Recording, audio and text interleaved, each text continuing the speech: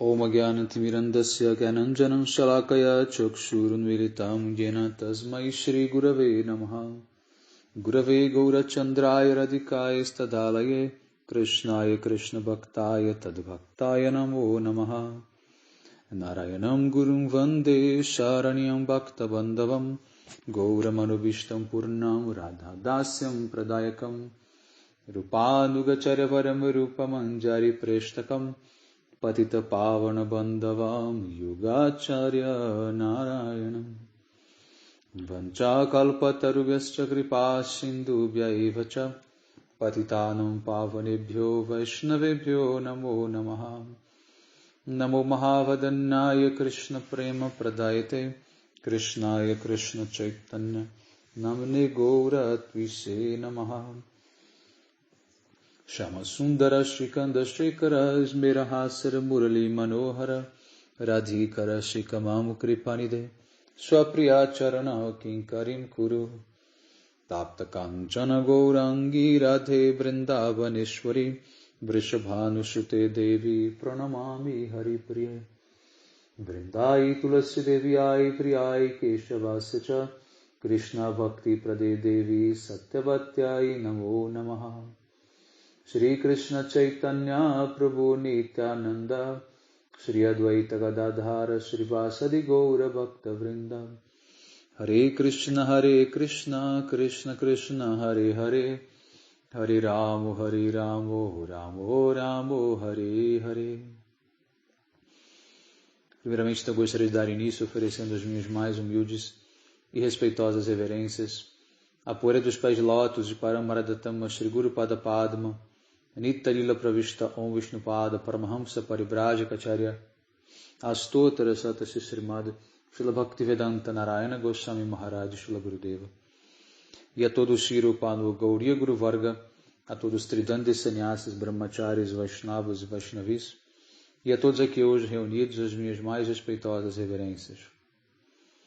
Então, pela misericórdia sem causa de Srila Gurudeva e de todos os nossos mestres do passado, presente e do futuro, nós podemos nos reunir aqui hoje mais uma vez para dar sequência à leitura do livro Os Segredos do Bhagavatam.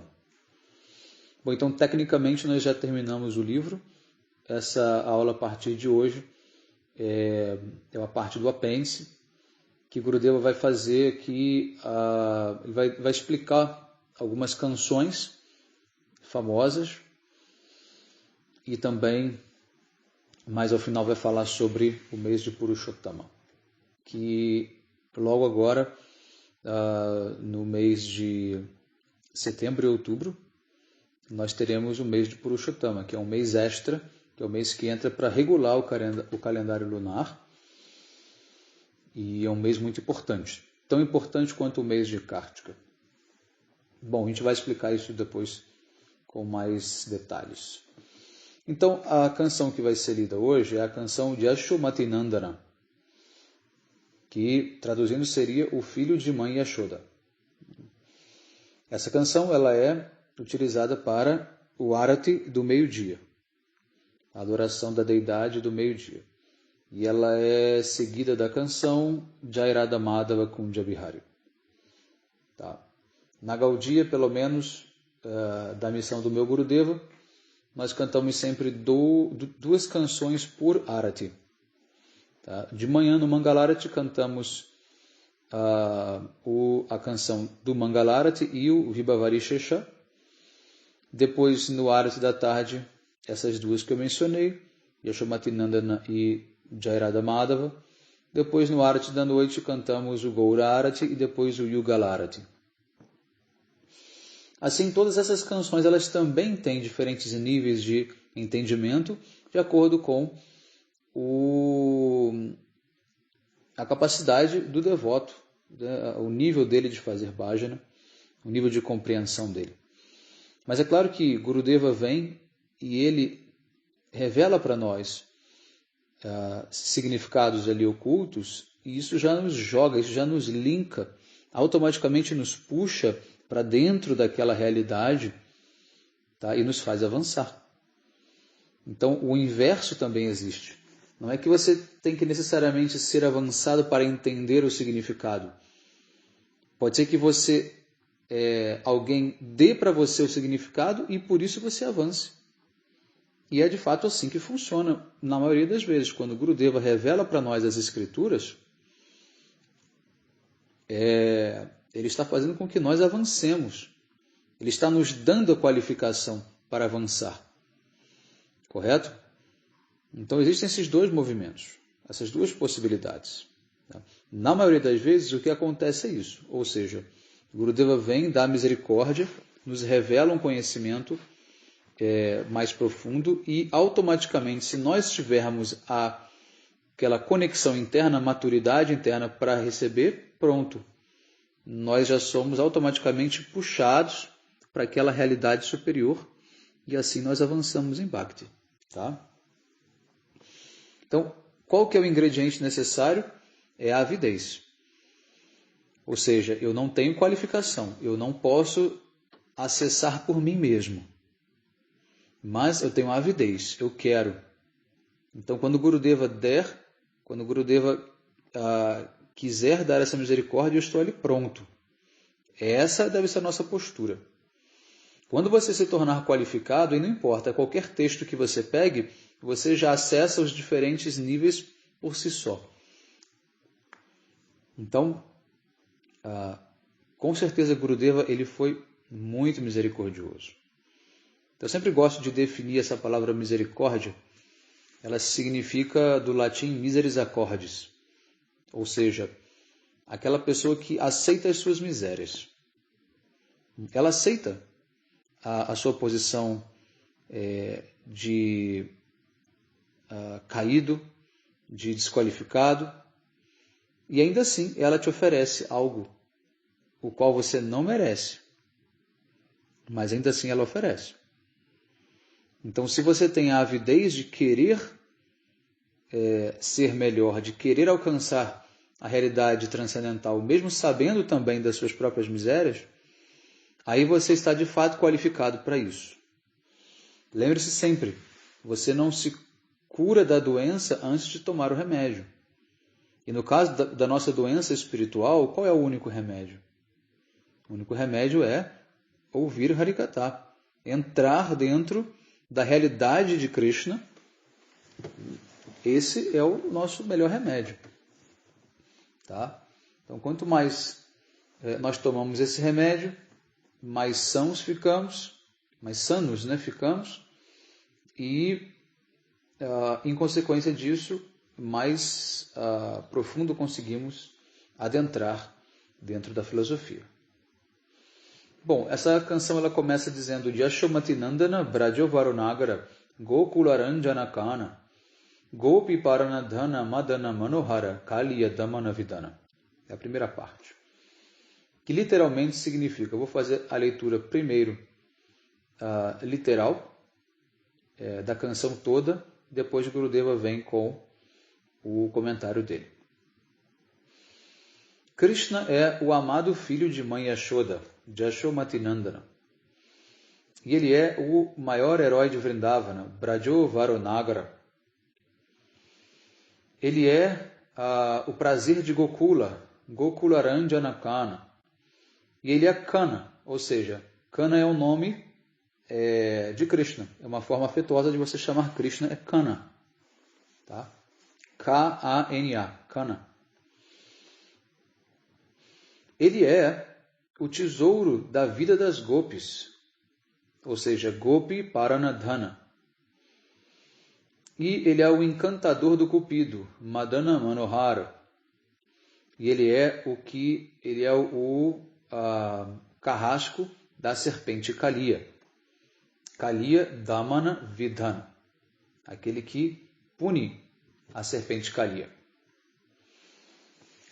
Segunda parte da canção. Amala Harinam Amiya Vilasa. Vipina Purandara Navina Nagaravara Vanshivadana Shuvasa. Esses santos nomes imaculados são recheados com os nectários passatempos de Krishna. Amala Harinam Amiya Vilasa.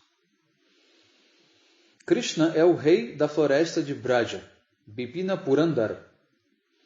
E ele é o amante, o jovial amante, né, supremo. Navina Nagarvara. E ele segura a sua flauta na boca, nos lábios, e veste uma roupa belíssima. Ou significa Vanshivadana Suvasa. E a terceira parte. Brajajana Palana Sura Kulanashana Nanda Godhana Rakovala Govinda Madhava Navanita Taskara Sundarananda Gopala. Ele é o mantenedor dos residentes de Braja, Brajajana Palana. Ele é o matador de muitos demônios e é também Ashura Kulanashana. E é o protetor dos vaqueiros de Nanda Maharaj, ou seja, da comunidade de Gopas, Nanda Godhana Rakovala. E ele é Madhava, ou seja, o marido de Lakshmi. E ele é o ladrão de manteigas. E também ele é o belíssimo vaqueirinho filho de Nanda, Sundarananda Gopala, né? Gopala, vaqueiro. E a quarta parte, Jamuna Tattachara Gopi Vasanohara Rasa Rasika Kripamoy, Sri Radha Vallabha Brindavana Natavara Bhakati Vinodayashray. Ele vaga, né, pelas margens do rio Jamuna Tattachara. Ele é um ladrão que rouba a roupa das jovens gopis, Gopi Vasanahara.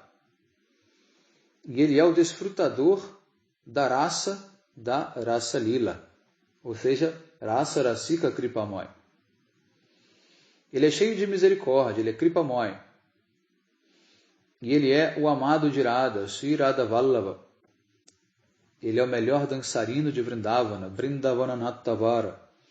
E ele é o abrigo de Bhaktivinoda. Srila Bhaktivinoda Thakur, o autor da canção. A última linha, Bhaktivinoda Ashray. Ou seja, ele é o abrigo de Srila Bhaktivinoda Thakur. Então, agora Srila Gurudeva ele vai dar a explicação dele. Quando você canta, tente entender o significado. Dentre todos os kirtanas, Srila Bhaktivinoda Thakur, a canção de Yashomatinandana e a canção Vibhavari Shesha de Srila Bhaktivinoda Thakur são muito elevados. Tá? Então, ambas nós cantamos durante os aratis. Né? Yashomatinandana no ar da tarde, que é quando Krishna vai para a floresta levar as vacas, e ao mesmo tempo ele também vai se encontrar com as gopis, né? Na floresta, naquele momento. E a canção Vibhavari Shesha, que é a canção da manhã do Mangalarati. Então, Srila Gurudeva começa a dizer: na época de Srila Prabhupada, Bhaktisiddhanta Saraswati Thakur, nem todos eram permitidos cantar essas canções. Apenas os devotos mais avançados podiam cantá-las. Do contrário, essas canções não eram nem cantadas. Os humores nelas são muito elevados. Yashomatinandana é a suprema personalidade de Deus, Krishna, encoberto de madhurya ou doçura. Aqui, ele não está sendo chamado de suprema personalidade, mas apenas de Yashomatinandana. Ele não é nem mesmo chamado de Nandanandana, ou seja, o filho de Nanda Maharaj, mas ele é chamado de o filho de Yashoda. Nandanandana é um nome muito doce, mas eu acho que Yashomatinandana é mais doce ainda. Por quê? A devoção em Vatsalya Bhava, ou o amor parental, de Yashoda é superior ao de Nanda Baba. Na verdade, os dois não podem nem ser comparados. Mas, para aqueles numa posição neutra, é possível talvez compará-los. Todo associado de Krishna em Vrindavana vê a sua específica raça como sendo a mais elevada. Ou seja, por um ponto de vista relativo, cada membro de cada raça acha que ele está na posição mais elevada. Cada um, não só dentro da sua categoria, como dentro de si mesmo. Por exemplo, Nanda Baba e Mãe Yashoda estão na mesma categoria, eles pertencem a Vatsalya Rasa, amor parental. Então, não só eles pensam que Vatsalya Rasa é superior a todas as outras raças, incluindo Madhurya, como o próprio Nanda Maharaj pensa que o amor que ele tem é maior do que qualquer outro membro da dança da raça. Da dança da raça, de Vatsalya Rasa. Tá? Então, mas, por um ponto de vista absoluto, nós sabemos que existem diferenças. E aí que entra o estudo filosófico da coisa. Tá? Então, nós não somos os Brajabasis lá, absortos. Nós estamos olhando por um olhar neutro. Então, quando você olha por esse olhar neutro, você vai ver que há diferenças. Tá? Que há diferenças, há uma hierarquia. Então, Srila Gurudeva ele pergunta, quem é Yashomatinandana? Ele é aquele Krishna que está controlado por Yashoda e que está sempre chorando por manteiga e chapati. Embora ele chore, às vezes Yashoda diz, eu não vou te pegar no meu colo, eu não vou te dar leite de novo. E Krishna se joga no chão e rola de um lado para o outro, chorando. Maya, Maya, Dud Piunga. Ou seja, ele fala em hindi. Né? Mãe, eu quero tomar leite, eu quero tomar leite. Eu vou beber leite. Então Yashoda responde, você não pode vir no meu colo agora. Você se tornou um ladrão e eu jamais lhe darei leite novamente. E Krishna chora amargamente. Às vezes Narada vem e vê essa cena e ele pensa, quão afortunada é Yashoda. Embora Krishna seja a suprema personalidade de Deus, ela pensa que ele é apenas o seu filho. E ela pega Krishna de tal forma e o ameaça dizendo, você não deve fazer isso, né? Dando uma bronca nele e dizendo, eu não vou te dar leite. Aos olhos de Narada, Krishna ele não é Yashodanandana, mas ele é a suprema personalidade de Deus. Ou seja, Narada ele entende a opulência de Krishna. Que ele é o quê? O Senhor Supremo. Narada ele nunca viu Krishna naquela situação, né, dentro de uma lila de passatempos humanos. Então, ele está vendo pela primeira vez isso em Vrindavana. Às vezes, Yashoda, inclusive, amarra Krishna no pilão. E depois, ela chora, né, por horas e horas arrependida. Mas ela precisa educar o seu filho. Do contrário, ele pode se tornar uma má pessoa no futuro. Isso é porque Yashoda... é por causa de Yashoda que Srimati Radhika vem até a casa deles cozinhar. E Yashoda, ela ocupa Radharani nesse serviço. Quando Radha vai para a casa dela, Yashoda cuida dela, né? Enfim, muito bem, e até melhor do que ela cuida de Krishna. Às vezes Yashoda ela dá alguma coisa de comer para Radha, mas Radha fica muito envergonhada. E Yashoda pergunta, por que você está envergonhada? Você é minha filha. Você é tão querida para mim quanto Krishna. Não pense que há qualquer diferença entre vocês dois. Eu te amo mais do que uma mãe, né? Muito mais do que a sua própria mãe, Kirtika, te ama. Vocês sabem por que Yashoda é melhor do que Kirtika, a mãe de Radharani? Kirtika, ela ama Radhika, mas não tanto quanto Yashoda. Yashoda a ama não como uma filha, mas sim como a sua cunhada, a sua nora.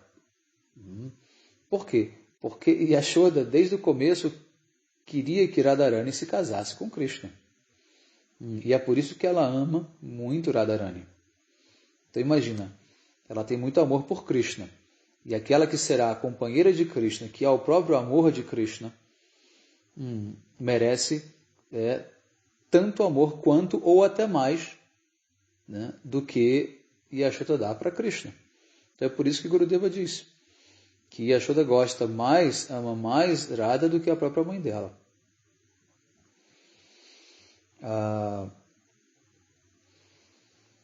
E assim, calma aí, perdi aqui. Sem Yashoda, não poderiam haver doces passatempos entre Radha e Krishna. É ela que faz o arranjo para o encontro dos dois. Só que, na verdade, é como se ela, na verdade, não soubesse desses encontros. Ela se faz ali vamos dizer assim, como se diz, ignorante. Ela não sei de nada. Eu estou aqui, né, trouxe Radharani para poder cozinhar para Krishna todos os dias. Agora, o que eles fazem, eu já não sei. Mas, enfim, ela desconfia, claro que ela desconfia. Só que o amor de mãe acaba, vamos dizer assim, encobrindo, né, esses pensamentos. Isso até cruza a mente dela, mas ela pensa, não, são só duas crianças. Só que, na verdade, quando eles se encontram, eles manifestam um corpo de adolescente, uma mentalidade de adolescente. Só que uma maturidade de adulto. Tá? Então tem essas diferenças. Só que eles ainda são crianças muito pequenas. Então Gurudeva diz, Brajo Varunagara, quem é ele? Ele é de Yashodanandana. Nagara e Nagari, ou seja, o amante e a amada. Krishna, ele brinca por toda parte. E ele é o melhor amado das gopis.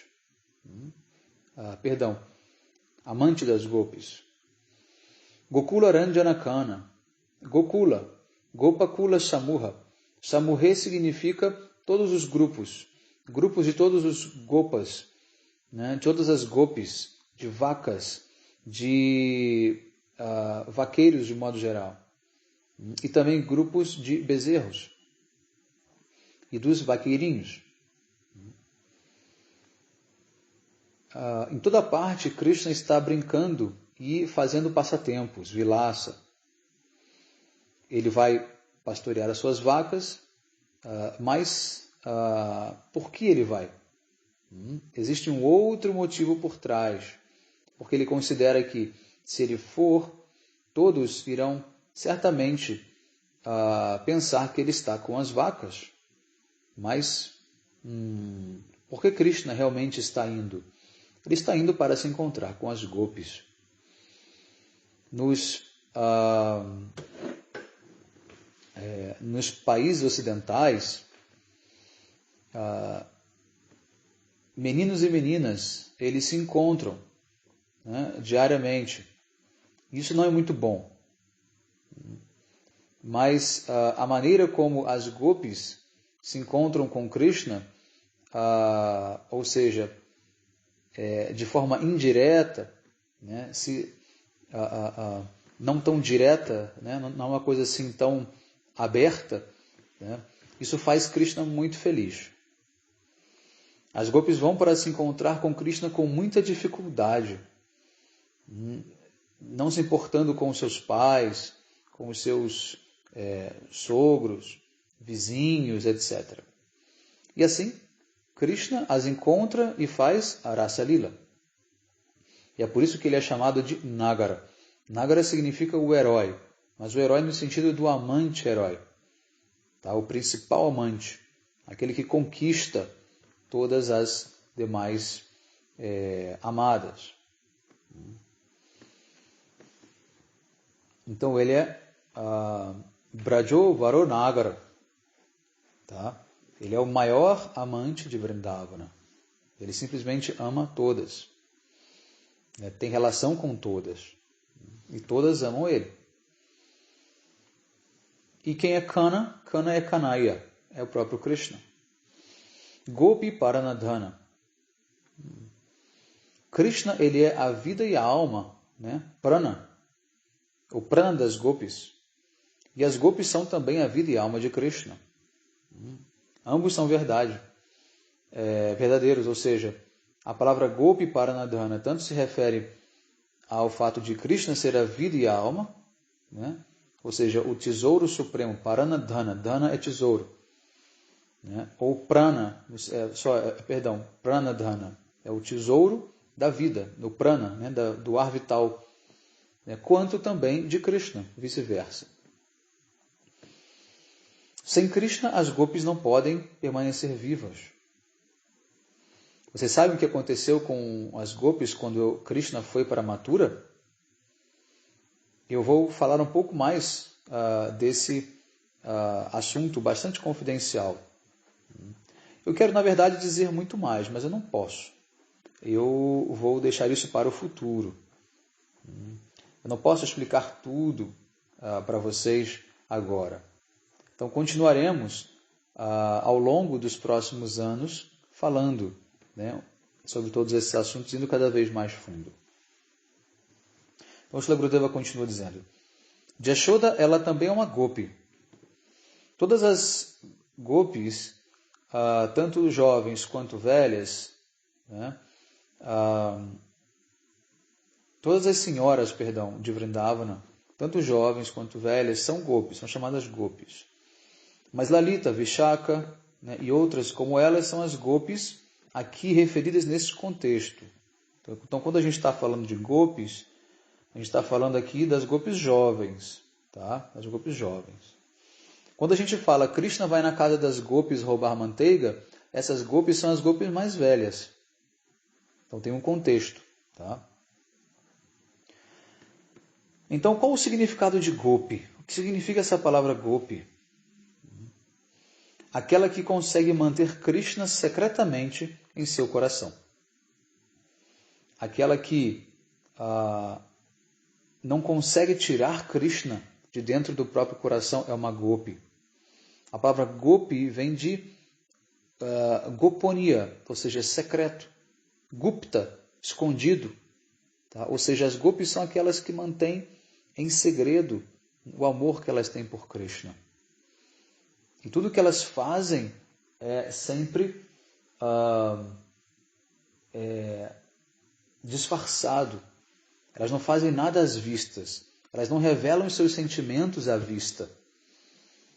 Tá? Isso é uma característica, inclusive, que você vê nos próprios indianos hoje. Hoje não, digo assim, né, de modo geral, né, porque vem da cultura. Uma vez um devoto bastante sênior, muito querido de Srila Gurudeva, a gente estava conversando até recentemente, acho que só no passado. Ele virou para mim e falou assim, olha, eu já viajei por vários países, conheço muitas pessoas, diversas culturas. Sabe o que o indiano tem de diferente? É porque o indiano, você não sabe o que está no coração dele. Ele não é aberto, ele não é direto, você não consegue entender a mente nem o coração do indiano. Ele pode estar ali relacionando com você com maior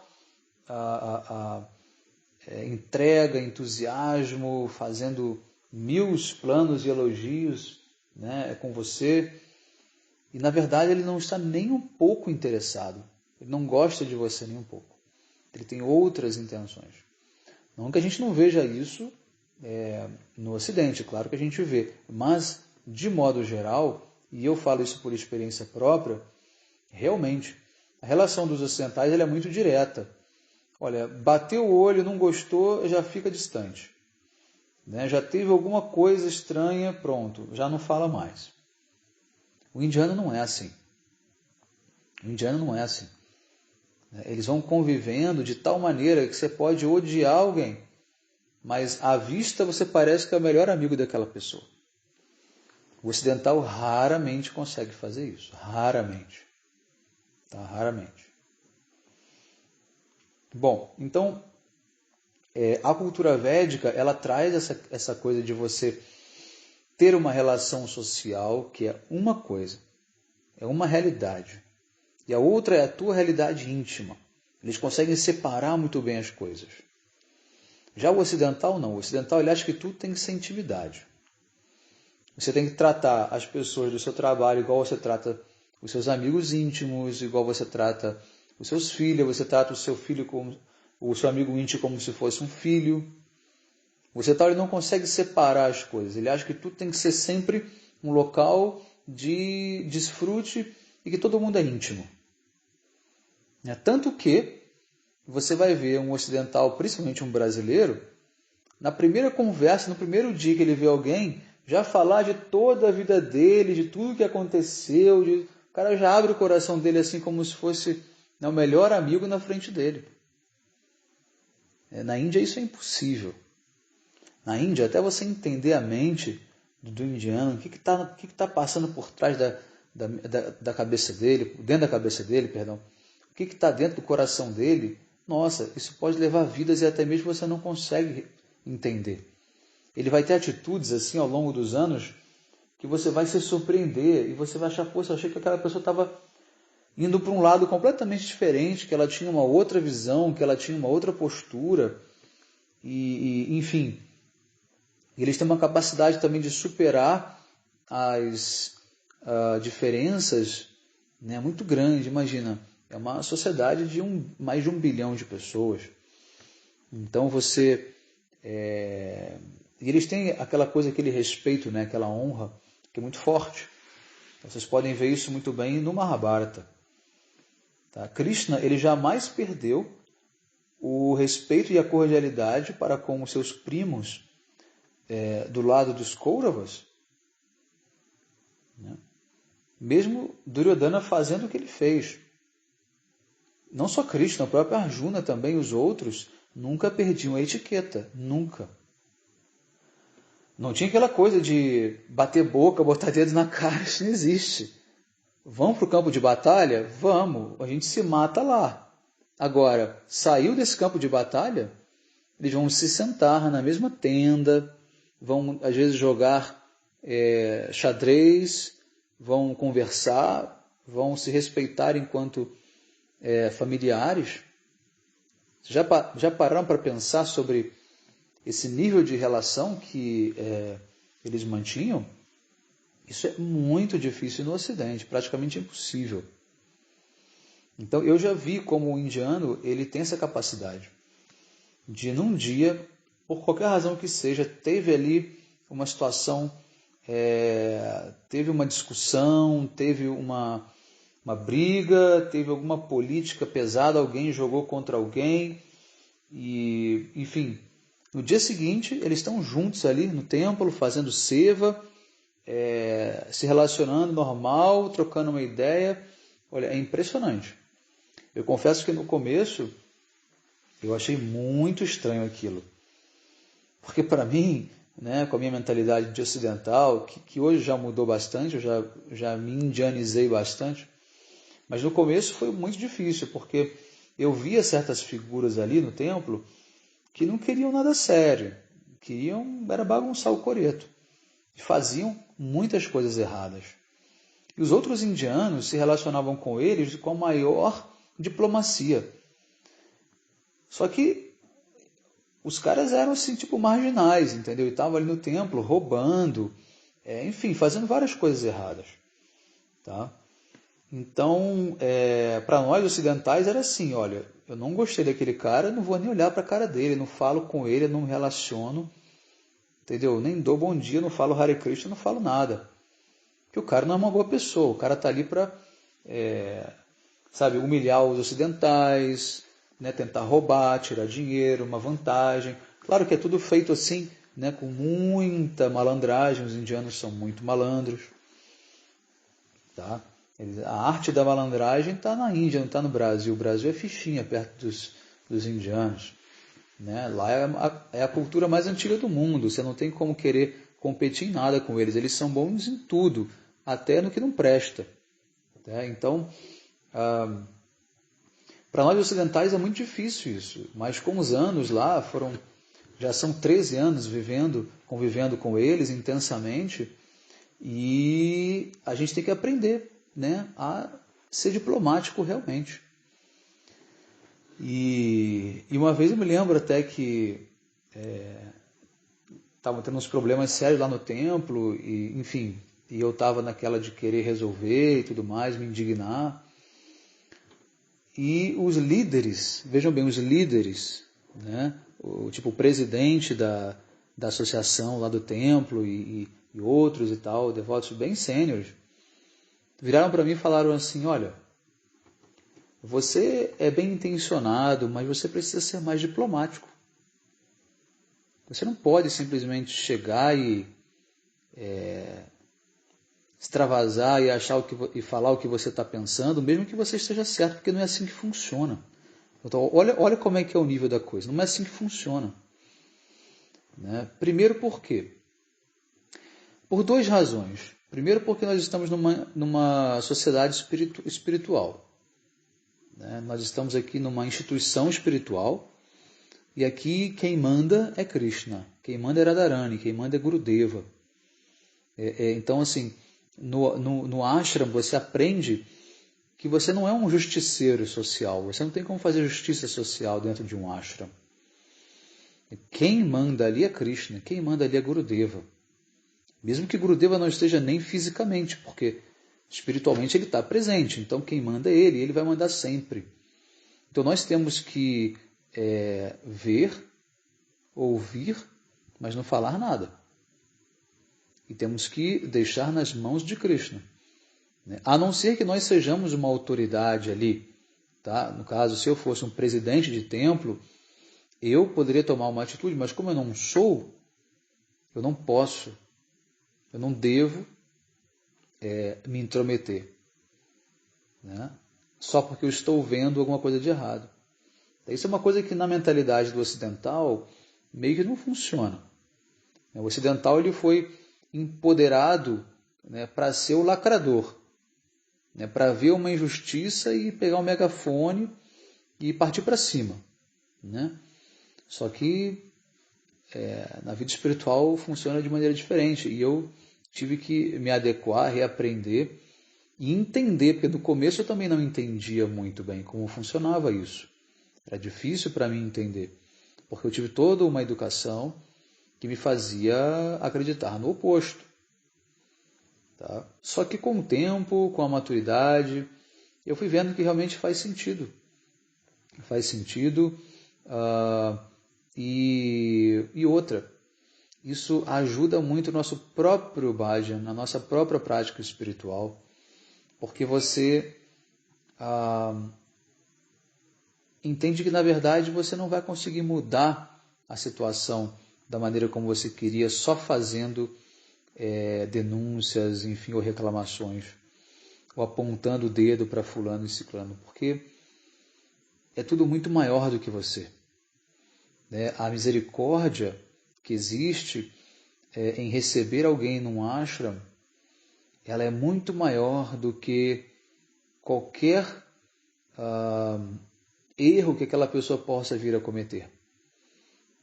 Porque os nossos mestres eles pensam o seguinte: é melhor que ela cometa erros aqui dentro, que é o local onde ela tem para se corrigir, do que se ela sai e vai para a Maya, vai para o mundo material, continuar cometendo erros. E lá ele não poderá ser corrigido.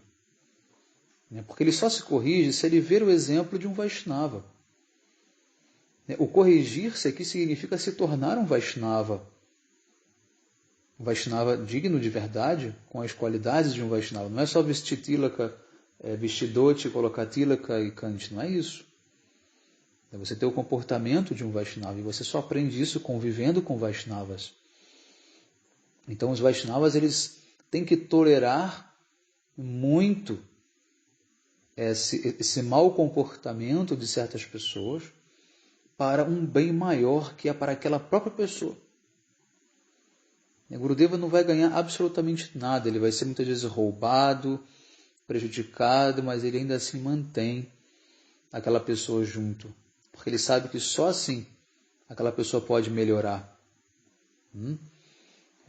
Uma vez perguntaram para Srila Gurudeva, se Gurudeva, você está mantendo aquele devoto ali próximo de você, um devoto influente, e ele está fazendo tanta coisa de errada por trás de você, nos bastidores, ele está fazendo tanta política, ele está desviando tanto dinheiro, por que você tira ele dali?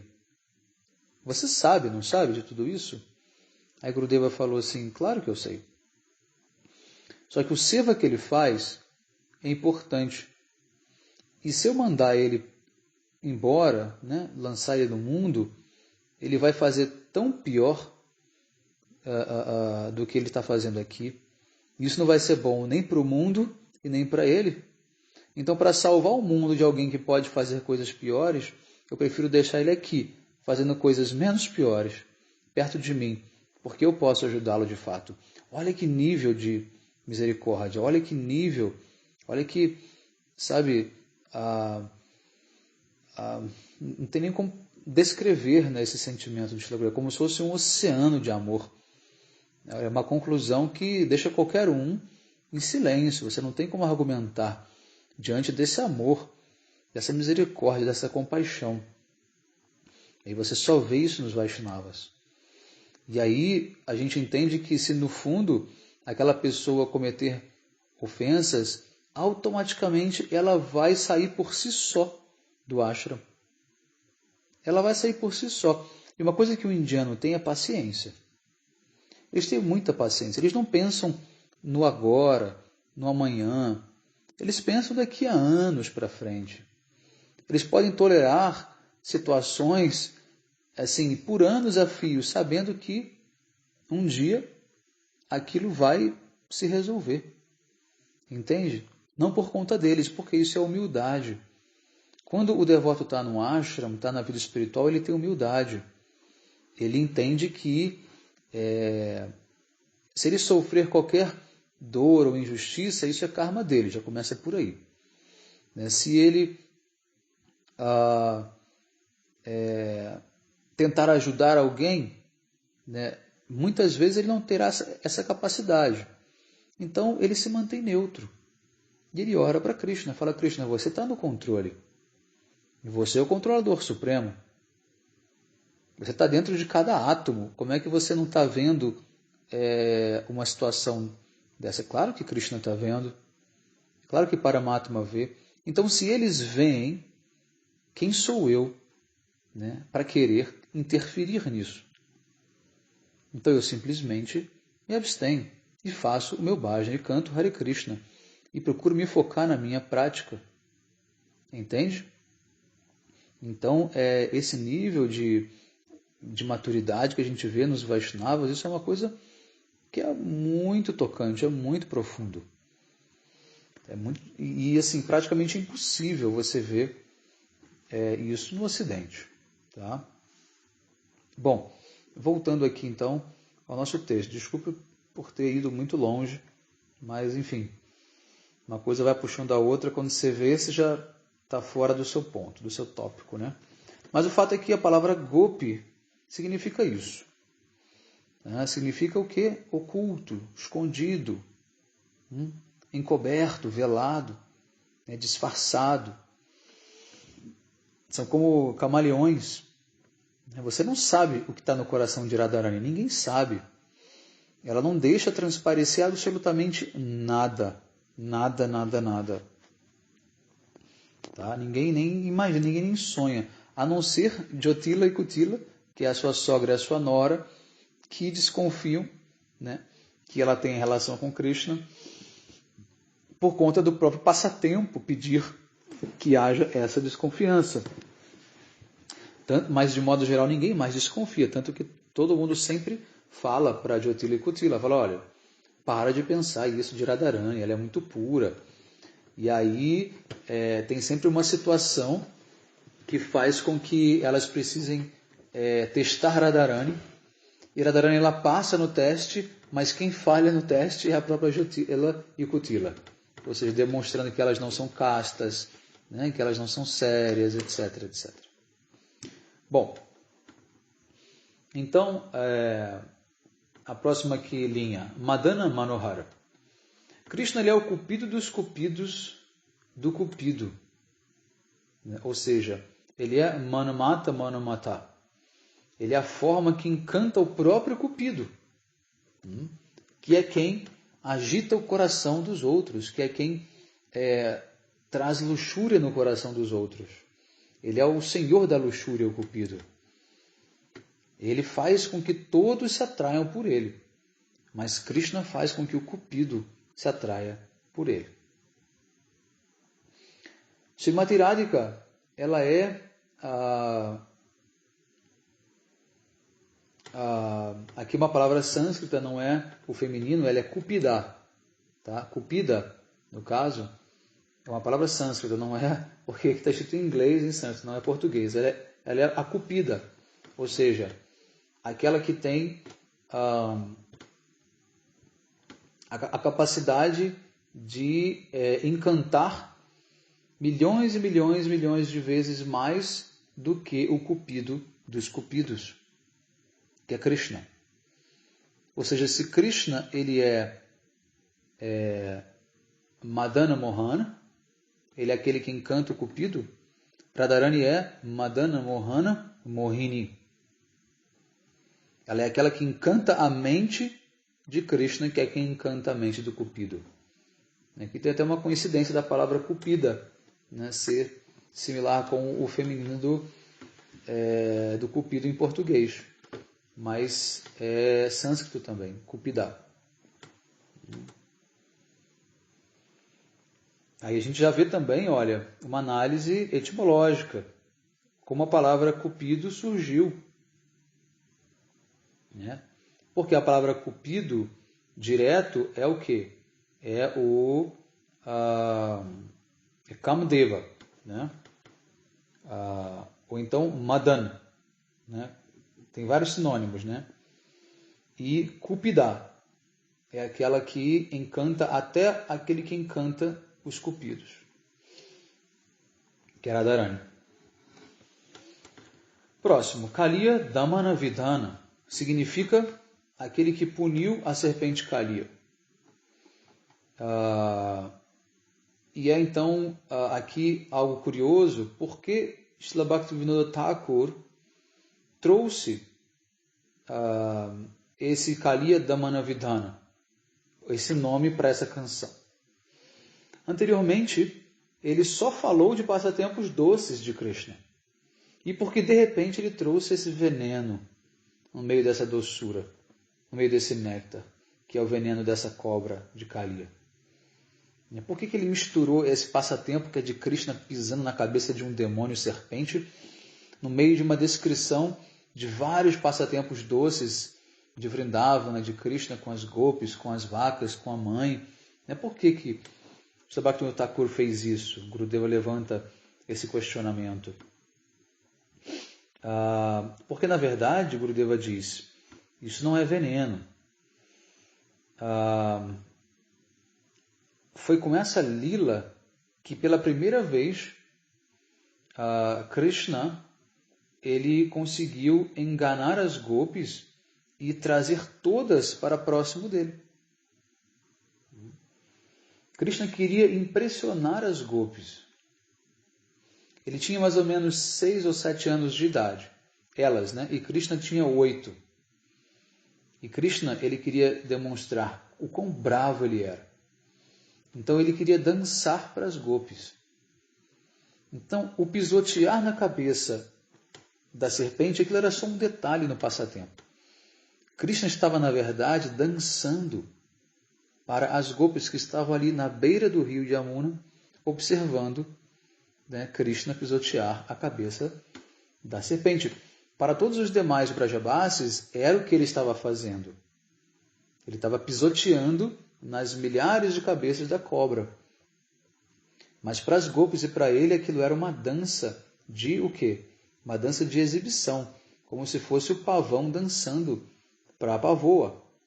Né? Uma dança do acasalamento. Krishna queria atrair o quê? A atenção das gopis. E assim, por isso então, Kaliya Damanavidana não é um passatempo perigoso e venenoso, ao contrário. É um passatempo muito doce, depende de como você vê. Agora, me digam se a gente vai entender isso se não for Srila Gurudeva para revelar para nós. Né? Muito difícil. A próxima linha, Amala Harinama Amiya Vilasa. Por que Srila Bhaktivinoda Thakur ele entoou, né, essas palavras? Qual o significado? Dizer que Harinama é imaculado. Krishna ele investiu todo o seu poder, a sua doçura e os seus passatempos nectários dentro do seu nome.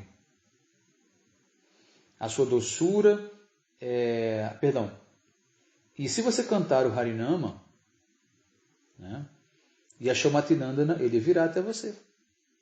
Brajo Varunagra, Gokularanjana Kana e Gopi Paranadhana, ele virá até você.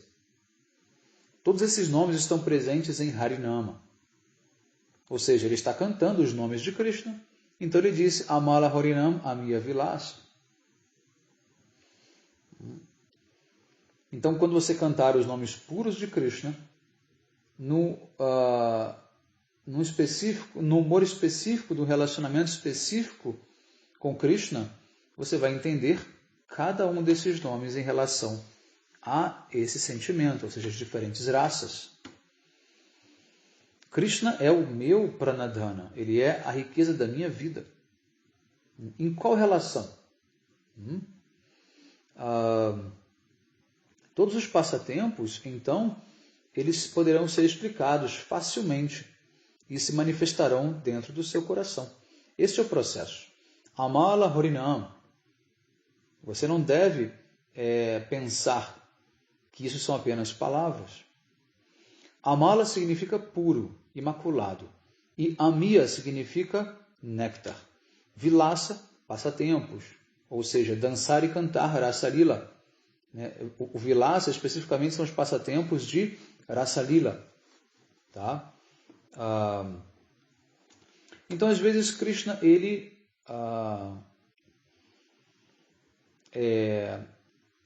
coloca a Srimati Radhika para se balançar, né, junto com ele num balanço. Inclusive, daqui a poucos dias nós teremos o Julani Yatra, que é o Festival do Balanço. Tem aula já gravada aqui no canal, vocês podem procurar também. Tá, se não me engano, o Julani Yatra é dia 30 agora, de julho. Tá? Vocês podem ouvir também as aulas do Julani Yatra lá no canal. Quem me acompanha pelo grupo do WhatsApp, eu sempre deixo um link. Eu estou sempre avisando dos dias, dos festivais, enfim. Então, se você quiser ser lembrado e não perder nenhum festival, pede para participar do grupo do WhatsApp. E ali eu vou estar sempre colocando para vocês o link das aulas já referidas aos festivais. Eu também passo áudios explicando um pouco mais. Enfim, para que você não perca o nosso calendário Vaishnava, que é extremamente movimentado. Né? O tempo inteiro tem uma data comemorativa, um festival para celebrar, uma data importante. Agora nós temos uma sequência de vários festivais importantes. Nós temos, a partir do dia 30, o Julani Yatra, que vai até a segunda-feira. Nesse meio tempo, nós temos o desaparecimento de Srila Rupa Goswami, é um festival muito importante. Eu tenho 3 aulas sobre o Rupa Goswami, que é o principal acharya da nossa linha. Na segunda-feira, dia 2, tem Baladeva Purnima, que é o aparecimento de Baladeva. Também tem aula aqui no canal sobre ele. E assim vai. E agora vem Janmashtami, vem Radhashtami, vem o mês de Purushottama, vem o mês de Kartika, enfim. São vários festivais um atrás do outro. Então, para que você não perca a conexão, com o mundo Vaishnava, né? É muito importante que você ou acompanhe em algum calendário ou que você entre no nosso grupo e a gente faz isso por você.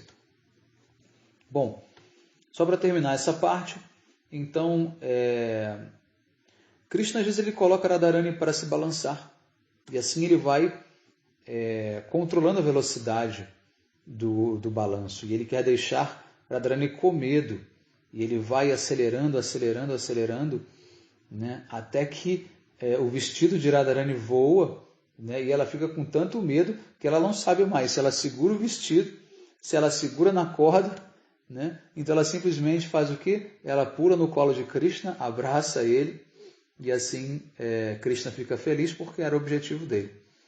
Tá? Então isso significa Amiya Vilasa. São esses passatempos muito doces, descritos, né, pelos nossos Goswamis nos livros deles. Tá bom? Então a gente vai encerrar aqui hoje e vamos dar sequência na próxima aula. Tem muito néctar aqui ainda para a gente beber. Então, bom dia a todos. Hare Krishna. Vanchakalpatarubhyascha kripa sindhubhya vacha patitanam pavanebhyo vaishnavebhyo namo namaha.